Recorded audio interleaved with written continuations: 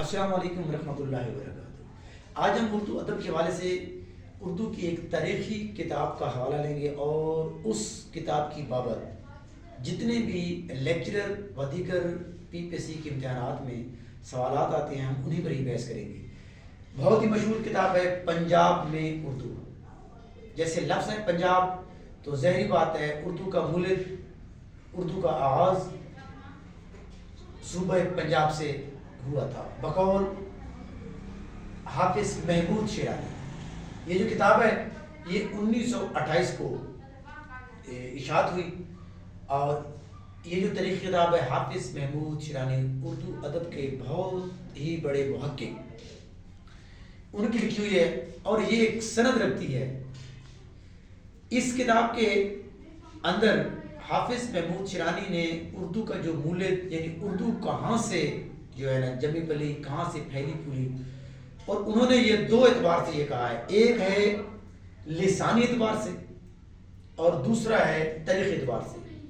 اور اردو کا انہوں نے اردو اور پنجابی کو ایک ہی زبان قرار دیا ہے۔ وہ کہتے ہیں کہ اگر اردو اور پنجابی ایک دوسری کی ماں بیٹی نہیں ہے تو بہنیں ضرور ہیں۔ مطلب یہ ہے کہ لسانی اعتبار سے وہ یہ کہتا ہے کہ اردو اور پنجابی ان دونوں کے صرف و نحو، صرف یعنی لفظ اور جو جملے ہیں ان کی جو تراکیب ہے وہ ایک جیسی ہیں، واحد جمع مذکر مؤنث۔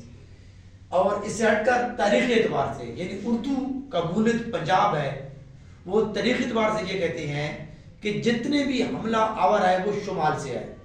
ہندوستان پہلے علاقہ تھا تو ہندوستان پر جب حملہ آور آئے وہ تمام تر شمال سے ہی آئے۔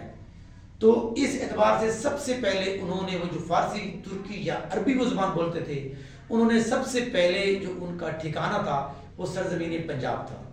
تو انہوں نے جس زبان کے ساتھ اپنی زبان کو ملایا یا جو ریختہ تیار کیا، جو مثالہ تیار کیا، وہ پنجابی سے کیا۔ یہ ان کے یہ دو اعتبار ہیں۔ اب ہم اس کے اگلا سوال دیکھتے ہیں کہ حافظ محمود شیرانی کا بیٹا ہے اختر شیرانی، اس کے حوالے سے بھی پھر سوالات آتی ہیں۔ 1905 میں یہ پیدا ہوا اور 1948 کی وفات ہے۔ یہ نظم کا بہت بڑا شاعر ہے، اسے شعر رومان کہتے ہیں، ان کا یہ لقب ہے شعر رومان۔ ان کے جو مجموعے ہیں وہ ہیں اخترستان، لالے تور، تیور آوارہ، نگارشات اختر اور نغمہ حرم، ایک ہے شہناز۔ یہ اردو نظم کے حوالے سے بہت بڑا نام ہے اختر شیرانی۔ انہوں نے ایک رسالہ بھی نکالا تھا رومان کے نام سے۔ انہی کا پھر بیٹا ہے مظہر محمود شیرانی۔ سوال آ جاتا ہے کہ مظہر محمود شیرانی کا حافظ محمود شیرانی سے کیا تعلق ہے؟ تو یہ ان کا پوتا ہے اور یہ اس کا دادا ہے۔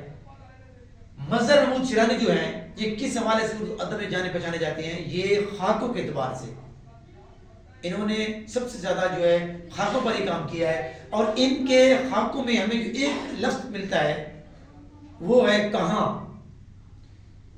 کہاں گئے وہ لوگ، کہاں سے لاؤ انہیں، جانے کہاں بکھر گئے، بے نشانوں کے نشان وہ کہاں گئے۔ یہ ان کے خاکوں کے مجموعے ہیں مظہر محمود شیرانی کے۔ Thank you.